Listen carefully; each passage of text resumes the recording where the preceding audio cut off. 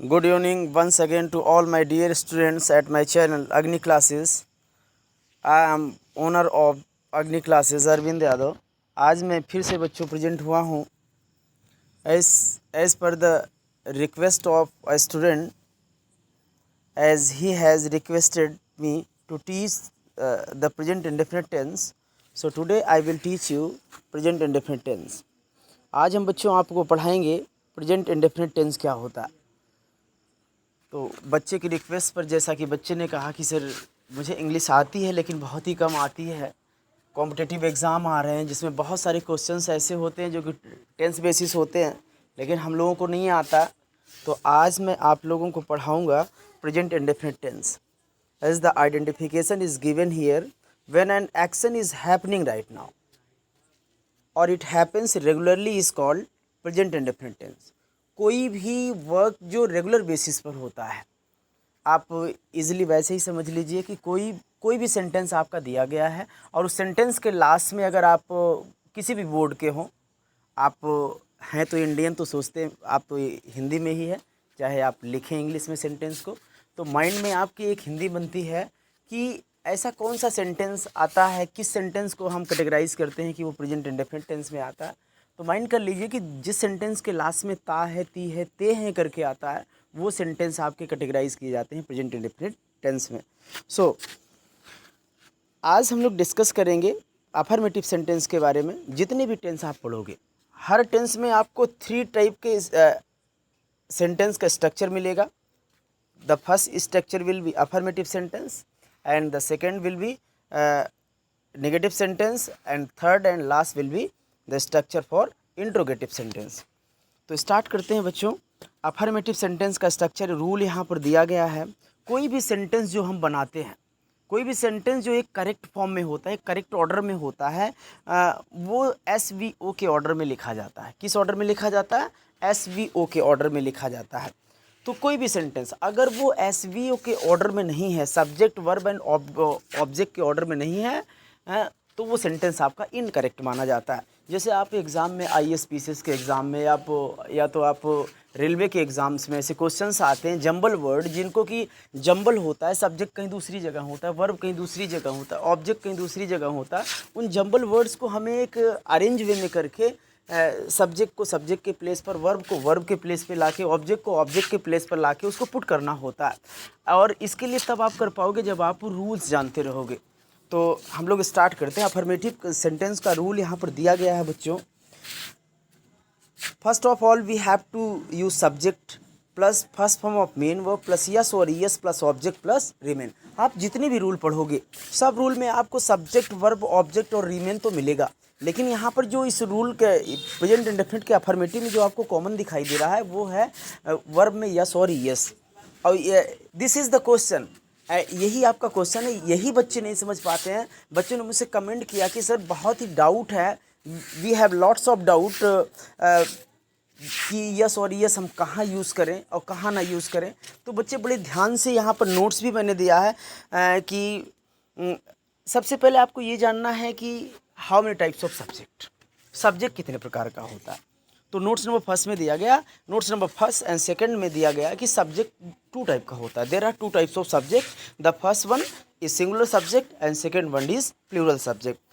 And singular subject contains he, she, it and all name, and plural subject contains I, we, you, दे.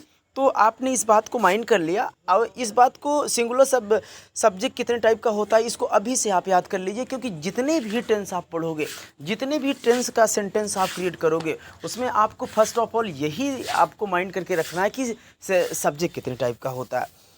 अब तीसरे point में हम लोग inter करते हैं कि कहाँ पर हम लोग यस और यस यूज़ करते हैं. यहाँ पर दिया गया, if subject denotes singular number, in that condition we use S oblique ES with first form of main verb. इस नोट के अकॉर्डिंग कि यस और यस दोनों को यूज़ हम कब करते हैं? जब सब्जेक्ट हमारा सिंगुलर नंबर का होता है तब.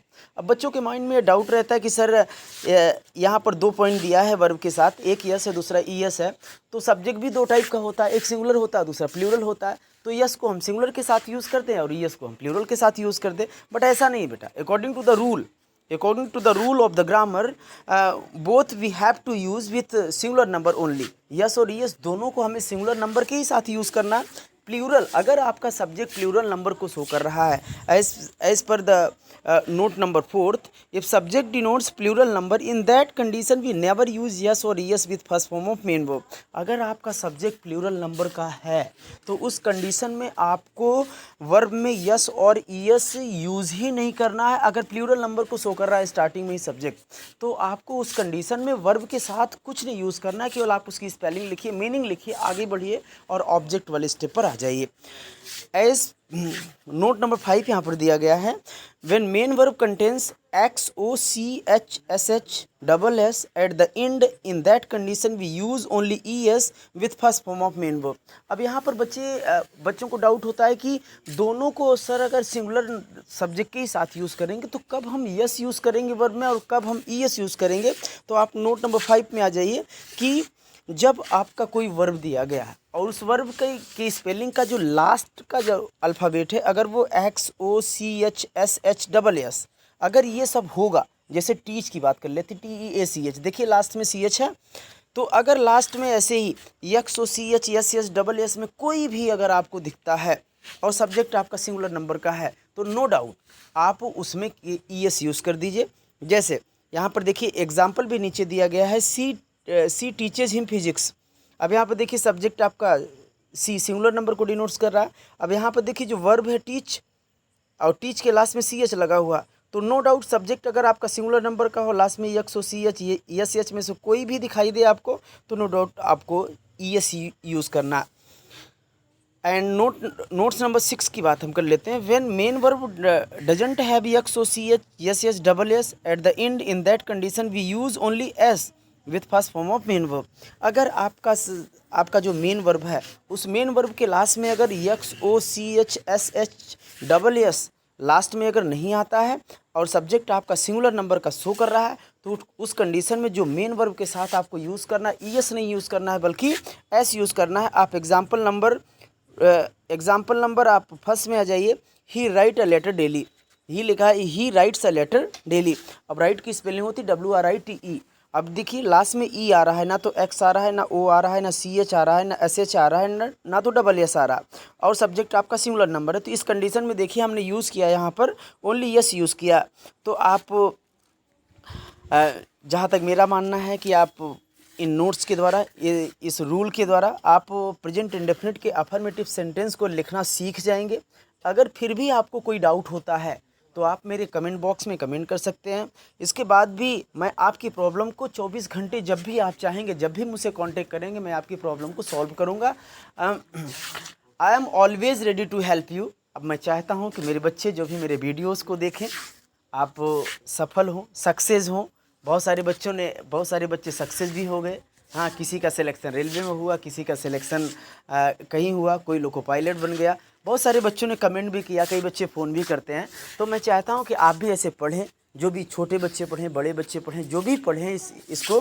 तो आप अगर आपको मेरा वीडियो अच्छा लगा हो तो मुझे इनकरेज करने के लिए, बहुत ही मेहनत के साथ मैंने वीडियो बनाया है, तो मुझे इनकरेज करने के लिए आप मेरे चैनल को अगर अभी तक सब्सक्राइब नहीं किया है तो सब्सक्राइब कर लीजिए. बेल आइकॉन को प्रेस कर दीजिए जिससे आने वाला लेटेस्ट वीडियोस फिर आपको मिलता रहे और यूं ही आप अपने लाइफ को सजाते और संवारते रहें. और आज के लिए बस इतना ही बच्चों, और नेक्स्ट टाइम हम मिलेंगे प्रेजेंट इंडेफिनिट के नेगेटिव सेंटेंस के बारे में हम डिस्कस करेंगे उसमें नेक्स्ट टॉपिक में. So thank you so much, have a nice day.